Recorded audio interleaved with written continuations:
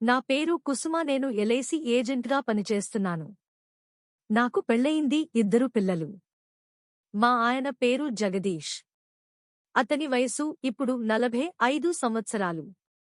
మా పెళ్లి సమయానికి నా వయసు 22 సంవత్సరాలు. పెళ్లైన కొత్తలో మేము బాగా ఎంజాయ్ చేసేవాళ్లం మరియు చాలా సంతోషంగా ఉండేవారు. పిల్లలు పుట్టాక మా ఆయనకు ఇంట్రెస్ట్ తగ్గింది. మా ఆయన తెల్లవారి ఆఫీస్కి వెళ్తే నైట్ వస్తాడు. మా ఇంట్లో పని చేసుకునే ఎల్ఐసి ఏజెంట్గా పనిచేస్తున్నాను. నాకు ఆఫీస్ వాళ్ళు ఫోన్ చేసి క్లయింట్ నెంబర్ ఇస్తుంటారు. నేను క్లయింట్తో మాట్లాడే వాళ్లకి జాయిన్ చేస్తుంటాను. నేను చూడ్డానికి సాదాసీగా అమ్మాయిలా ఉంటాను. ఇప్పుడు నా వయసు కూడా 32 సంవత్సరంలో. సీరియల్ యాక్టర్ ఐశ్వర్యలా ఉంటాను. మా ఆయనకు 2 సంవత్సరాల క్రితం యాక్సిడెంట్ అయింది. యాక్సిడెంట్ అవ్వడంతో సామర్థ్యం తగ్గిపోయింది. నేను చాలా ఇబ్బంది పడుతున్నానని అతను ఫీల్ అవుతున్నాడు. నేను కంట్రోల్ చేసుకుని ఉండేవాళ్లం. పిల్లలు స్కూల్కి వెళ్ళాక నేను ఖాళీగా ఉండే టైంలో ఎల్ఐసి ఏజెంట్గా పనిచేసుకుంటూ ఉండేదాన్ని. ఒకరోజు ఆఫీస్ నుండి మెసేజ్ వచ్చింది. ఒక క్లయింట్ నంబర్ ఇచ్చారు. అతను పాలసీ తీసుకుంటాడు అని చెప్పారు. అతనికి ఫోన్ చేసి నేను ఎల్ఐసి ఏజెంట్ అన్నాను. అది ఎల్ఐసి పాలసీ విషయంలో కలుద్దాం అన్నారు. అతనికి ఫోన్ చేస్తే ఆఫీస్కి రమ్మన్నాడు. మరుసటి రోజు మంచిగా సారీ కట్టుకుని నేను వాళ్ళ ఆఫీస్కి వెళ్ళాను. ఆ ఆఫీసులో అతను తప్ప ఇంకెవరూ లేరు. అతను ఒక్కరే ఉన్నాడు. అతను హ్యాండ్సంగా ఉన్నాడు. అతని పేరు సుమంత్. వయస్సు 25 సంవత్సరాలు ఉండొచ్చు. నాతో చాలా ఫ్రీగా మాట్లాడారు. నేను కూడా అతనితో చాలా ఫ్రీగా మాట్లాడను. ఒక చాలా మంచి పాలసీ చెప్పాను. మీరు 2 రోజుల తర్వాత రండి. నేను మీకు అమౌంట్ మరియు డాక్యుమెంట్ ఇస్తాను. ఓకే అని చెప్పేసి వచ్చేశాను. నేను అనుకున్నాను అతను పాలసీ కట్టడు అనుకున్నాను. తెల్లవారు నాకు మెసేజ్ వచ్చింది.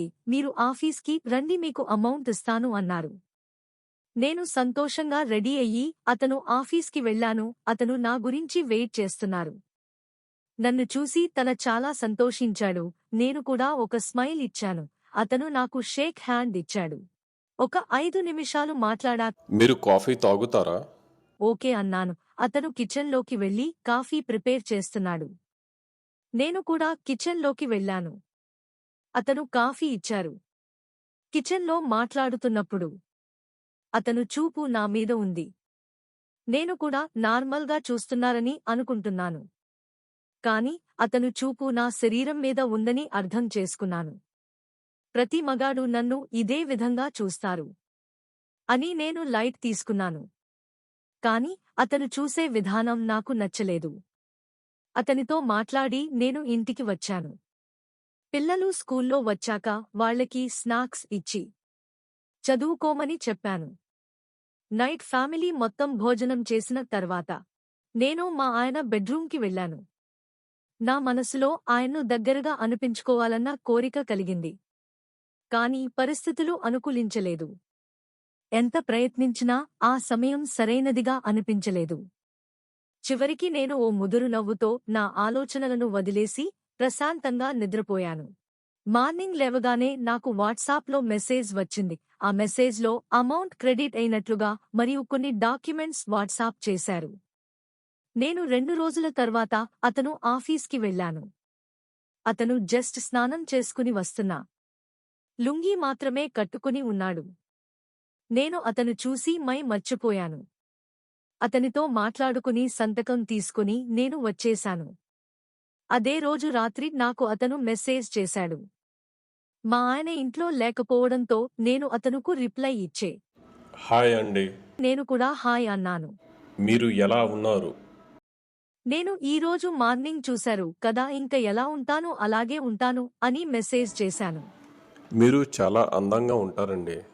మీ స్మైల్ కూడా చాలా బాగుంటుంది. నేను క్యాజువల్గా ఉంటాను అని చెప్పాను. నేను మీతో మాట్లాడొచ్చా? అప్పుడు టైం చూస్తే 8 అయింది. మా ఆయన రావడానికి టైం పట్టుద్ది అనుకుని ఓకే అని మెసేజ్ పెట్టాను. అతను నాకు ఫోన్ చేశాడు. నేను అతనితో మామూలుగా మాట్లాడి ఫోన్ పెట్టేశాను. ప్రతిరోజు మాట్లాడుకునేవాళ్లం. మార్నింగ్ పిల్లల స్కూల్కి ఆయన ఆఫీస్కి వెళ్ళాక నేను అతను వీడియో కాల్లో కూడా మాట్లాడుకునేవాళ్ళు. అతను మాట్లాడుతున్నప్పుడు చిలిపి చేష్ట చేసుకుని మాట్లాడేవాడు. తనతో మాట్లాడకపోతే నాకు మెంటలేకపోయేది.